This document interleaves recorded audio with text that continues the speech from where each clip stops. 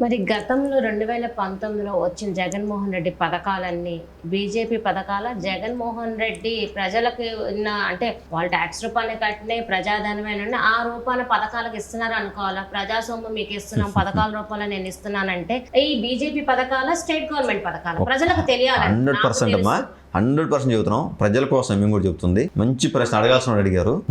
ఒక్కటి చెబుతానండి, జగన్మోహన్ చేసిన ఘోర తప్పిదాల్లో ఈ తప్పిదమే. నువ్వు ఎవరో ఒక ఆయన డబ్బులు ఇచ్చారమ్మని ఇచ్చాడు ఒక వ్యక్తికి, జగన్కి ఇచ్చాడు. ఒక ఆయన ₹1 పలానాడికి ఇచ్చారమ్మని. జగన్ బ్యాగ్ తీసుకుని అక్కడికి వెళ్ళాడు. ఏం చెప్పాడు? డబ్బులు ఉంచుకొని ఇచ్చాడు. అతను ఏం చెప్పాడు? ఇతను ఇచ్చాడు అనుకుని ఇతను నమస్కారం నేనే ఇచ్చాను చెబుతాను. ఇతను కూడా కొద్ది కాలం మీద అతను తెలిసింది ఈడు కాదు ఇచ్చింది, ఇతను కాదు ఇచ్చింది, ఇచ్చినోడు అతను ఇచ్చాడు, తప్పుడు నిర్ధారించి. ఇదే జరిగింది ఇక్కడ. ఇవాళ రాష్ట్ర ప్రభుత్వంలో ఉన్న పథకాలు మొత్తం 100కి 80% పథకాలు కేంద్ర ప్రభుత్వ పథకాలే. ప్రతి దానికి కూడాను ఎగ్జాంపుల్ చెప్తున్నాను. జగనన్న ఇల్లు ఉంది కదా, దాని పేరు ప్రధానమంత్రి ఆవాస్ యోజన. దాని పెట్టిన పేరేంటి? జగనన్న ఇల్లు. ఈయన సొమ్మిచ్చాడా? ఈయన బాబు గారు సొమ్మిచ్చారా? తాతగారు సొమ్మిచ్చారా? పెద్ద 30 అక్షరాలతోనేమో జగనన్న ఇల్లు ఉంటుంది బయట బోర్డు. మా ఇచ్చేమంత అక్షరాలు ఉంటాయి, ఎవడు కనపడ ఆ ఇల్లు. ప్రధానమంత్రి ఆవాస్ యోజన పెడతాడు. అది మేము ప్రచారం చేసాం. వికసిత భారత్ సంకల్ప యాత్ర ద్వారా గడపగా చెప్పాం, ఈ ఇల్లు జగనన్న ఇల్లు కాదు, కేంద్ర ప్రభుత్వం ఇల్లు. దీనికి సంబంధించిన అర్హులు ఎవరన్నా ఉంటే మాకు చెప్పండి, మేము మాట్లాడతామని చెప్పాం. తర్వాత రేషన్ బియ్యం కేజీ ₹35 పెట్టి నరేంద్ర మోడీ ప్రభుత్వం, కేంద్ర ప్రభుత్వం కొని పంపిస్తే ఉచిత బియ్యం మేము ఇస్తున్నాం. దీనికి జగనన్న బియ్యం కార్డుల మీద జగన్ ఫోటో, వాళ్ళ నాన్న ఫోటో, జగన్ ఫోటో, వాళ్ళ నాన్న ఫోటో, కారు మీద అదే, ఆ వ్యాన్ మీద అదే, సంచి మీద అదే, ఇంటికి గోడకు అది. ఎవడి బియ్యం ఎవడిస్తున్నాడు? దాని పేరు ఎక్కడన్నా మోడీ గారు బొమ్మ పెట్టారండి? సరే, చిన్న బొమ్మ అన్న, ఇంత పెట్టుకో, ఇంత బొమ్మన పెట్టాడా? ఇవాళ రేషన్ కార్డు గుంటూరులో ఉందమ్మా శ్రావణి గారు. ఈ రేషన్ కార్డు ఇక్కడ వైసీపీ ప్రభుత్వం ఉంది అనుకోండి మొన్నటిదాకా. మరి వైసీపీ ప్రభుత్వం ఒక్కచోటేగా ఉంది. మరి రేషన్ కార్డు ఢిల్లీలో కూడా బియ్యం పెట్టిస్తున్నాం. ఇదే రేషన్ కార్డు ఢిల్లీలో కూడా బియ్యం ఇస్తున్నాం. దానికి ఒక పథకం పేరేంటి తెలుసా? 1 నేషన్ 1 రేషన్. జాతీయ గ్రామీణ ఆహార పథకం. దాని పేరు ఏంటంటే 1 నేషన్ 1 రేషన్. ఈ రేషన్ కార్డు ఇక్కడ ఉన్నవాడు ఢిల్లీ పోయినా ఢిల్లీలో కూడా బియ్యం ఇస్తాం. మరి నీ ప్రభుత్వం ఇస్తే అక్కడ ఇవ్వకూడదు. ఈ ప్రభుత్వం లేదు ఆంధ్రప్రదేశ్. తర్వాత ప్రజలను మోసం చేసి, చీటింగ్ చేసి ఆ బొమ్మలు వేసుకున్నాడు బియ్యం కార్డుల మీద కూడా. అయిపోయింది కదా. తర్వాత సచివాలయాలు కట్టాం గ్రామాల్లో. నవరత్నాలని బోర్డు పెట్టాడు సచివాలయాలకు, పెద్ద సర్కిల్ వేసి జగన్మోహన్ రెడ్డి బొమ్మ. గ్రామ సచివాలయాలు అండర్లైన్ చేసుకోండమ్మా, పబ్లిక్ కూడా మేము చెబుతున్నాం. సచివాలయాలు కట్టిన ప్రతి పైసా మహాత్మా గాంధీ గ్రామీణ డెవలప్మెంట్ అభివృద్ధి నిధులు, MGNRGS నిధుల కింద ప్రతి ఇటుక మాదే. ఎన్డీఏ ప్రభుత్వాన్ని. నీకే సంబంధం సచివాలయాలకు? అసలు డబ్బు మొత్తం మాది, సొమ్ము మాది, సోకు నీదే. రైతు భరోసా కేంద్రాలు బటన్ నొక్కి అంటున్నాడు కదా. రైతు భరోసా కేంద్రాలు ప్రతి ఇటుక మాది. రైతు భరోసా పేరు కాదు, దాని పేరమ్మా కిసాన్ సమ్మాన్ యోజన పథకం, కిసాన్ సమ్మాన్ నిధి. ప్రధానమంత్రి కిసాన్ సమ్మాన్ నిధి. మోడీ కిసాన్ సమ్మాన్ నిధి కాదు, ప్రధానమంత్రి కిసాన్ సమ్మాన్ యోజన పథకం పేరు. వైఎస్ఆర్ రైతు భరోసాను బోర్డు పెట్టుకొని మేము 6,000 ఇస్తుంటే ఈయన ఇంకొక 7,000 కలిపి అసలు పేరు ఎత్తేసాడు. పేరు వాళ్ళ నాన్నగారి పేరు, ఆయన పేరు, ఇంకెవరు లేదు. వాళ్ళ కుటుంబ ఆస్తి ఆస్తం. అయిపోయింది కదా. అత్త సొమ్ము అల్లుడు దానం. సొమ్ము ఒకటి సోకు ఒకటి. అది కూడా కాదు. అత్త సొమ్ము అంటే హక్కు ఉంటుంది. అసలు సొమ్ము ఒకటిది, సోకు ఒకటి. అత్త సొమ్ము అల్లుడు దానం అని హక్కు అనేది అది కూడా కాదమ్మా, అదో దౌర్భాగ్యం. పంచాయతీకి వేల కోట్ల డబ్బులు ఇస్తామా, మొత్తం సర్వనాశనం చేసి పప్పు బెల్ల పంచాయతీకి కూడా తాళాలు వేసి కరెంటు మీటర్లు కట్ చేయించారు వీళ్ళు. 12,000 పంచాయతీల్లో. ఇప్పుడు రైల్వే ఇది మొత్తం డెవలప్ చేశారు గుంటూరులో. చూసుకుంటే ఎలా ఉందంటే ఒక విమానాశ్రయం ఎలా ఉంటుందో అలా కనిపించే విధంగా ఉంది. ఎందుకు మీరు ఎంత చేసి ఎందుకు ప్రజల్లో చెప్పుకోలేకపోతున్నారు బీజేపీ? వేరే వాళ్ళు వచ్చి ఇప్పుడు పథకాలు చెప్పుకున్నప్పుడు నేను క్వశ్చన్ చేసేదాకా మీరెవరో చెప్పట్లేదు. అలాంటప్పుడు ఇన్ని పథకాలు, ఎంత అభివృద్ధి అన్ని చేసినప్పుడు ఎందుకు చెప్పటం లేదు? మీరందరూ ఎందుకు సైలెంట్ గా ఉంటున్నారు? ఇక్కడమ్మా ఒకటి ఏంటంటే, వాళ్ళ రైల్వే స్టేషన్లో కేంద్ర ప్రభుత్వ రైల్వే శాఖ, మా ఉద్దేశం ఏంటంటే ప్రతిదానికి 100% ఇక్కడ ప్రచారం చేసేంత క్యాడర్ ఇంకా డెవలప్ అవ్వాలి. మాకు ఫస్ట్ పాయింట్ అది.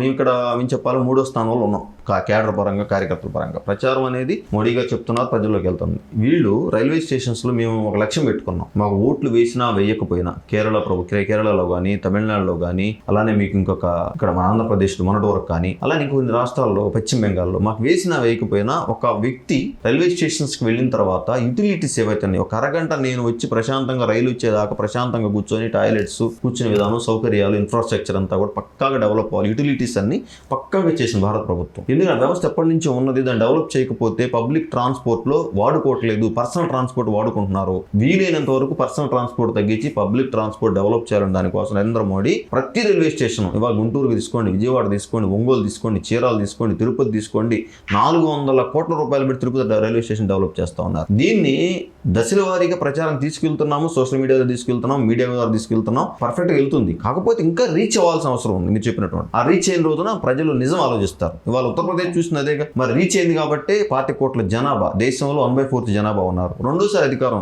నడుస్తుంది మా దగ్గర. రీచ్ అయింది. అయితే అనుకున్నంత ఫలాలు ఇంకా టైం పడుతుంది. అది అమ్మఒడి పెన్షన్లు ఇవి కూడా స్టేట్ వా లేకపోతే బీజేపీవా? అసలు మీకు స్కూళ్ళు ఉన్నాయి కదమ్మా, నాడు నేడు స్కూళ్ళు ఉన్నాయి కదా, ఈ పథకం పేరు ఏంటంటే సర్వశిక్ష అభియాన్ కింద స్కూళ్ళకి ఇచ్చిన డబ్బులు మొత్తం డబ్బులు అదనపు తరగతి గదులు కట్టారు. నాడు నేడు కింద సర్వశిక్ష అభియాన్ కింద భారత ప్రభుత్వం ఇచ్చిన డబ్బుల్ని నాడు నేడుని పెట్టుకున్నాడు. ఆ పథకం మాది. ఎక్కడ మోడీ గారి బొమ్మ కనపడదు. రెండోది విద్యాదేవిని అని చెప్పేసి పథకం పెట్టాడు. 13 రకాల వస్తువులతో బ్యాగ్ ఇచ్చారు పిల్లలకి. 13లో 12 రకాలు మాయి. ఒక బలపం పెట్టి జగనన్న విద్యాదేవిని బోర్డు పెట్టి ఒక బలపం ప్యాకెట్ పెట్టి మిగతా 12 రకాలు ఉంటాయి. జామెట్రీ బాక్స్, షూస్, బట్టలు, బ్యాగులు ఇవన్నీ మాయే. ఎన్డీఏ ప్రభుత్వాన్ని దాని పేరు మార్చాడు. తర్వాత అంటే ఒక సైట్ ఉంటది, చుట్టూ కంచేసేసుకుంటే అయిపోయింది. కంచె చేసుకుని తాళం వేసుకుంటున్నాడు. అలాగే మూడు అదే విద్యాదీవెనలో. మూడోది జగనన్న మధ్యాహ్న భోజన పథకం. అసలు ఆ పథకం గోరుముద్ద పథకం. గోరు ముద్ద. గోరు జగన్దే ముద్ద మాది. జగనన్న గోరు ముద్దలో గోరు జగన్దే ముద్ద మాది. జగనన్న గోరు ముద్ద అని పెట్టాడు. దాని పేరు ఏంటంటే ప్రధానమంత్రి పోషణ యోజన, మధ్యాహ్న పోషణ యోజన పథకం. దాని పేరు మాది. తర్వాత అంగన్వాడీలకు ఇచ్చే కందిపప్పు, పచ్చిపేట రైస్, గుడ్లు, వాళ్ళకి ఇచ్చే పాలు, ఆయిల్ మొత్తం దాని అంగన్వాడీకి ఇచ్చి కేంద్ర ప్రభుత్వం ఉచితంగా ఇస్తుంది నరేంద్ర మోడీ ప్రభుత్వం. వాని మీద జగనన్న బొమ్మలు. ప్రభుత్వం పోవటానికి మీరు అన్నారు చూస్తారా, ప్రభుత్వం పోవటానికి కారణాలు ఏంటంటే స్వయంకృతాపరాధం. దీంట్లో వేరే ఏం లేదు. స్వయంకృతాపరాధం, వ్యక్తిగత ఆరాధన, కాళ్ళ మీద పాండాసారం పట్టడం. గతం జైలుతో పడేవాడు అమ్మా అమ్మా అనేవాళ్ళు. ఈయన అయ్యా అని పడలేదు. కానీ ఇక్కడ ఎంత పడలా, అక్కడ పడ్డారు, ఇక్కడ పడలా. ఇతనే దేవుడు. చివరికి దౌర్భాగ్యం ఏంటంటమ్మా, పొలాల పాస్ పుస్తకాల మీద కూడా జగన్ బొమ్మలు వేస్తే చివరికి వీళ్ళ ఆస్తి మీద వాళ్ళ అయ్యా వాళ్ళ తాత హక్కులు వీళ్ళకి హక్కు వచ్చేసిందమ్మా. అది అత్యంత దురదృష్టకరం.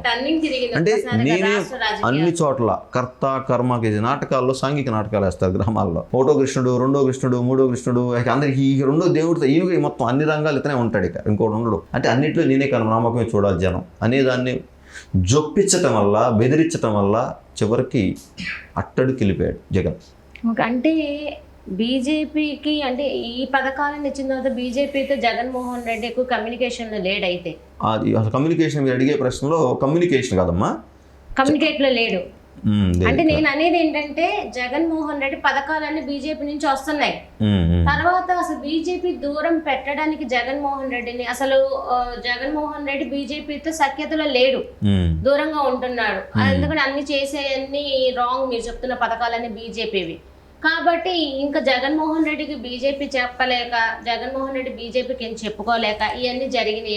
అంటే ఓకే అయిందా కూటమి అనేది? కాదమ్మా, అసలు జగన్మోహన్ రెడ్డి అని కాదు, ఇంకోటని కాదు. ఫెడరల్ సిస్టంలో సమైక్య ప్రభుత్వాల్లో ఏ రాష్ట్ర ప్రభుత్వం అయినా ఆ రాష్ట్రానికి ఒక ప్రధానమైన ముఖ్యమంత్రి అయితే అల్టిమేట్. మాకు ఏ పార్టీ ద్వారా గెలవచ్చు. జగన్ ఏ ఫెడరల్ సిస్టంలో రాష్ట్రాలకి కేంద్రాలకు మధ్యలో ఈ యొక్క వారధి ఏదైతే ఉందో, ఏ పార్టీ తరఫున గెలిచినా గెలిచే ముందు రాజకీయాలు ఉంటాయి, కానీ గెలిచిన తర్వాత ముఖ్యమంత్రిని ఖచ్చితంగా ప్రధానమంత్రికి కలిసే హక్కు ఉంటుంది, మాట్లాడే హక్కు కూడా రెగ్యులర్ కలుస్తూనే ఉంటారు. జగన్మోహన్ రెడ్డి చాలా చిన్న ఇష్యూ అండి. మమతా బెనర్జీ ప్రభుత్వం, తృణమూల్ కాంగ్రెస్ వాళ్ళు వారానికో 10 రోజులకో బీజేపీ కార్యకర్తను చంపేస్తుంటారు. ఆ స్థితిలో కూడా మేము డైరెక్ట్గా కేంద్ర ప్రభుత్వం జోక్యం చేసుకోకుండా రాష్ట్ర ప్రభుత్వాలకు సూచన చేస్తుంది. మా కార్యకర్తను చంపేస్తుంటారు అరాచకాలు చేస్తూ. మమతా బెనర్జీతోనే మాట్లాడుతుంటాడు మోడీ గారు ఆ రాష్ట్రం గురించి. మరి పినరయి విజయన్ ఉన్నాడు కేరళలో, నెలకు ఒక కార్యకర్త, 6 నెలలకు ఒక కార్యకర్త, ఏబీపీ కార్యకర్తను చంపేస్తుంటారు. అక్కడ ముఖ్యమంత్రితో మాట్లాడి ముఖ్యమంత్రి ద్వారా రాష్ట్ర ప్రయోజనాల కోసం పాటుపడతాం, ఆ యొక్క లా అండ్ ఆర్డర్ సమస్య వస్తే హోమ్ మినిస్టర్ ద్వారా సలహాలు సూచనలు ఇచ్చి ఖండిస్తాం తప్ప డైరెక్ట్ వెళ్ళిపోయి కేంద్రం జోక్యం చేసుకొని చేయదు. ఈ జగన్మోహన్ రెడ్డి విషయంలో కూడా ఫెడరల్ సిస్టంలో అతను ముఖ్యమంత్రిగా ప్రధానమంత్రిని కలవడం, అతన్ని ఏం కావాలో రాష్ట్ర ప్రయోజనాల కోసం ఏ ముఖ్యమంత్రి వెళ్ళాలి. ఇతను ఏం చేశాడంటే రాష్ట్ర ప్రయోజనాల కంటే ముందు స్వప్రయోజనాల కోసం విశ్వప్రయత్నం చేశాడు. అది బీజేపీకి అర్థమైంది. ఓహో, ఇతను ఆ కేసుల నుంచి తప్పించుకోవడానికి 10సారి వస్తున్నాడు, రాష్ట్రం వదిలేశాడు, గాలికి వదిలేశాడు, అన్యాయం అయిపోయింది, యువత బలైపోతున్నారని బీజేపీ నిర్ణయం తీసుకుంది. ఇక ఎట్టి పరిస్థితులు ఎన్డీఏ ప్రభుత్వాన్ని మనం జెండా పాతాలి. అది జగన్మోహన్ రెడ్డి వ్యక్తిగత వ్యతిరేకం కాదు. ఇతను రాష్ట్రం కంటే ముందు స్వప్రయోజనాల కోసం తిరగడం అలవాటు పడ్డాడు. వెళ్ళినప్పుడల్లా కేసులు పత్తికట్టే చెప్తున్నాడు. అయ్యో, అది కొంత తెచ్చుకున్నాడు. అప్పులు బొప్పులు కూడా రాష్ట్రానికి ఇవ్వాల్సిన ఇచ్చాం, మేము అంతవరకు ఇచ్చాం. జగన్కి ఇవ్వాలి, మేము గుర్తుపెట్టుకోండి. రాష్ట్ర ప్రయోజనాలకు పంపించాం ఏది ఇచ్చినా కూడా. అతను కలవటంలో తేడా వచ్చే, మాతో పొత్తు ఉంటే గింటే. తెలుగుదేశం జనసేన ఉంది కానీ ఎక్కడా కూడా వైసీపీతో మాకు ఎప్పుడు పొత్తు ఎప్పుడు లేదు గడిచిన 20 ఏళ్ళగా.